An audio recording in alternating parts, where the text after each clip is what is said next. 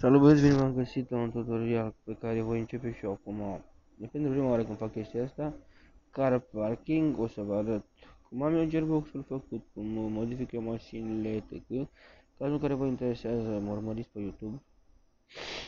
O să vă arăt acum cum funcționează car parking pentru cei care sunt noi, cei care sunt vechi, deja știu. Car parking multiplayer. Adică jocul ăsta pot juca mai multe persoane, ceva de genul. Eu am BMW-ul ăsta, da, scoate. Am acest BMW, seria 4. Ne uităm, avem 600 ceva de cai. Deci motorul ăsta nu e modificat la această mașină, e simplu din fabrică. Avem această mașină care cred că e modificată. Da, asta e modificată.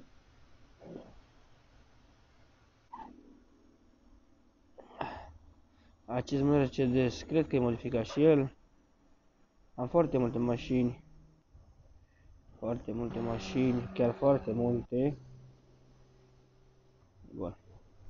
Rolls Royce-ul ăsta e modificat. Și avem aici mașina care vă interesează pe toți. Și adevărul că e full fiecare.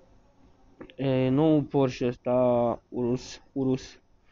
Am scris și am încercat să-i scriu numele și etc. Dar nu am stat de el, că de regulă le făceam frumoase. Am una care chiar e matriculată cum trebuie.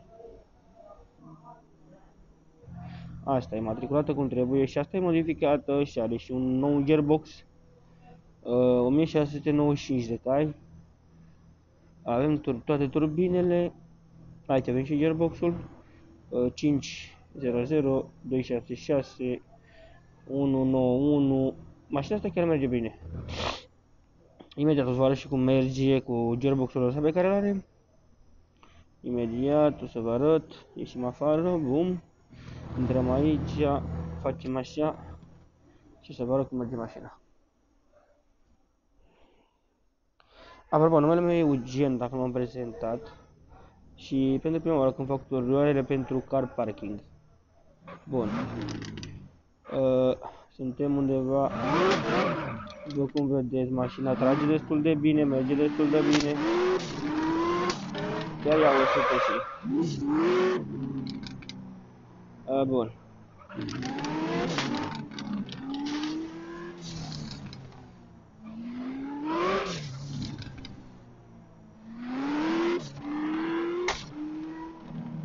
Cum observați, schimbă și foarte bine mașina asta și trage și chiar foarte bine.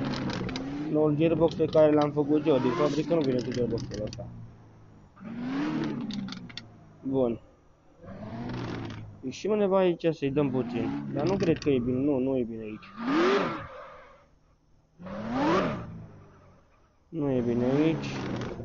Da, asta era, aici era, nu, nici aici nu era, să ne întoarcem. Ne întoarcem, bun. Cred că, da, mai în față era autostrada.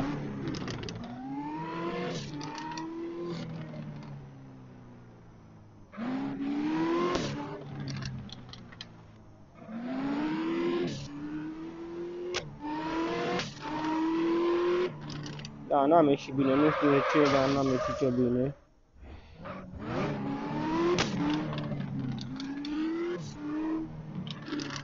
Cred că eu am greșit undeva. Undeva în față trebuie să fie și pe autostradă. Ok. Da, cred că aici este. Da, aici este. Nu, mai în față.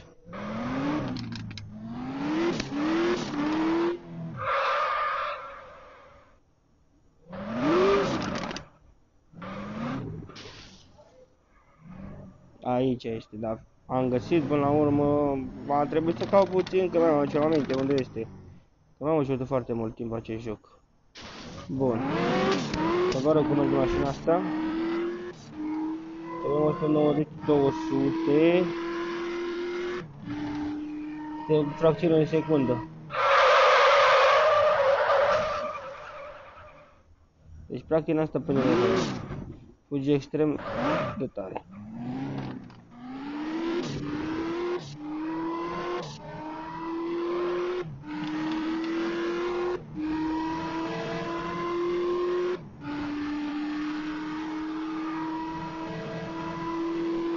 300, 400,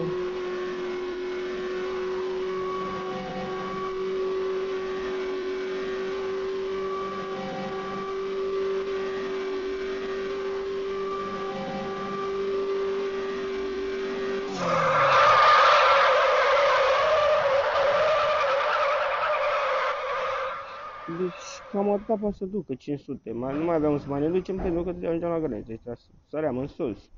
Nu mai. Deci 500 prinde lejer. În fracțiune de secundă vreau să mergă foarte repede prinde pe 500. După cum vedeți, chiar foarte repede prinde 500 mașina asta.